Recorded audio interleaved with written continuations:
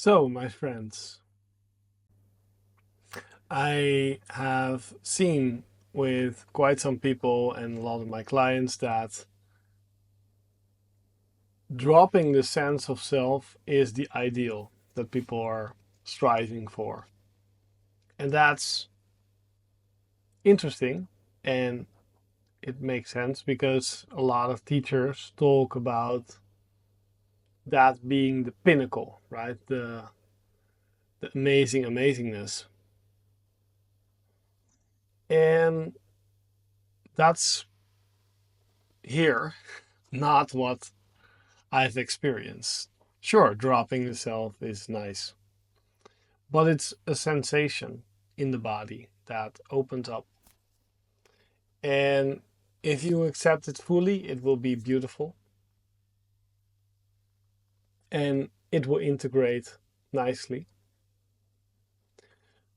But also, for quite some people, it's hard because it's experiencing your suffering without any filter. And actually, the personality is creating a sort of filtering sense for suffering because you don't see clearly, because it's a sort of delusion that identity creates.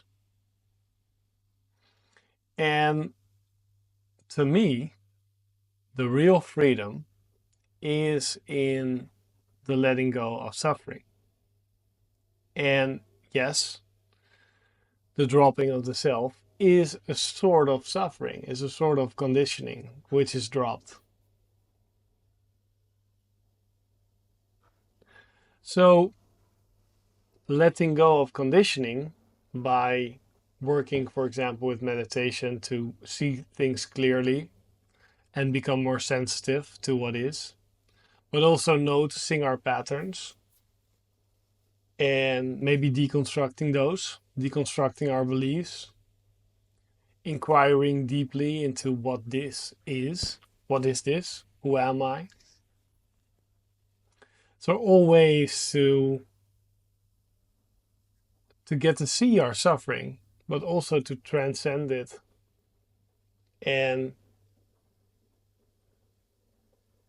for liberation in the end, we need both the ceasing of suffering or the letting go of suffering and the drop of the self. They are both included. And of course, when the self drops, the conditioning is seen even more clearly. So even if you drop a big piece of self, not maybe the full thing, then every big shift I've had, I've seen my own suffering more clearly, which gave me the opportunity to work on it, to let it go, which is very helpful. So I think this mechanism of both healing and awakening, they come together. And actually I teach both and I work with both with my clients. Because a lot of times it helps to do the awakening stuff for the healing. It helps for the healing, the awakening stuff helps. Because when we deconstruct a part of our identity, that's part of our suffering. And then we get to see, through that, we get to see what reality is even more clearly. And when we drop a piece of the self, we get to see clearly what's happening and we see our suffering more clearly. So we can let go of that. So healing and awakening are very closely related. I personally had most of my shifts actually when I was working on healing.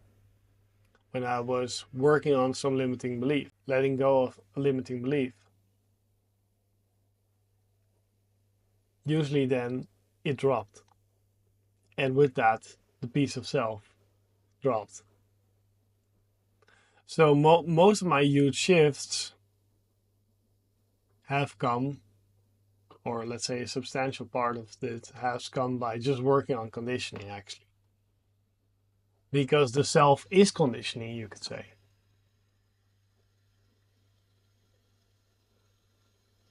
You could also say that you're correcting a wrong viewing, a wrong perspective on life.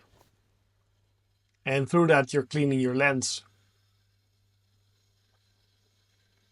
when you get a clearer lens, you are more free, so you're more awakened.